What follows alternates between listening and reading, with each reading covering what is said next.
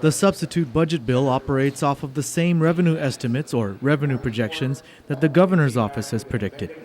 It's about $569 million, which is about $14 million more than the current year's revenues.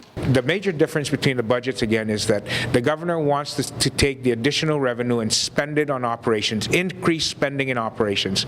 We want to take the additional revenue and give it back to the people in terms of increasing payments for refunds. Senator Pangilinan says GovGuam owes about $30 million for past due refunds. The governor has said he will soon be paying out $14 million in refunds, bringing that total owed down to about $16 million. Pangilinan says there's an additional $4 million expected in rebates from SelectCare, which can be used to pay refunds, which would bring the total down to $12 million. The senator says the $14 million proposed in this substitute budget would then eliminate all 2011 refunds and leave $2 million that can be put aside to pay for 2012 refunds.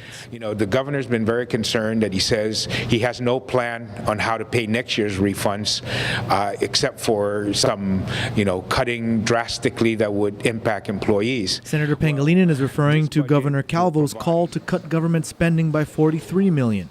The governor's plan, as recommended by a spending cuts task force, is to implement an early retirement program, reduce some of the contributions to the GovGuam Retirement Fund, and cut some hazardous pay and other benefits for certain GovGuam employees.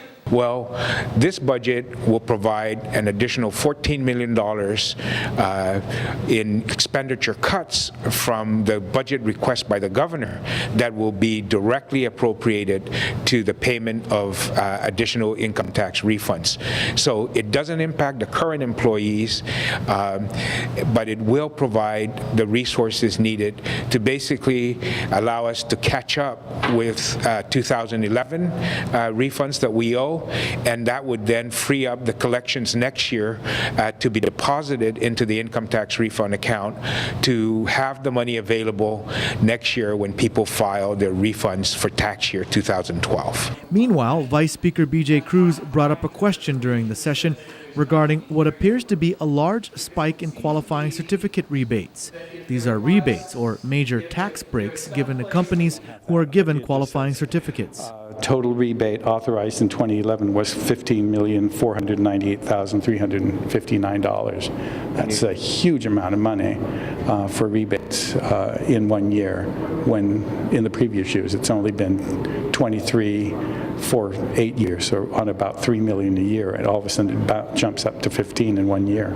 Vice Speaker Cruz is asking for the OPA to investigate this spike in corporate tax breaks and hopes to hold a joint oversight hearing with Revenue Tax, DOA, and GITA to find out what is happening and how this is affecting GovGuam revenues.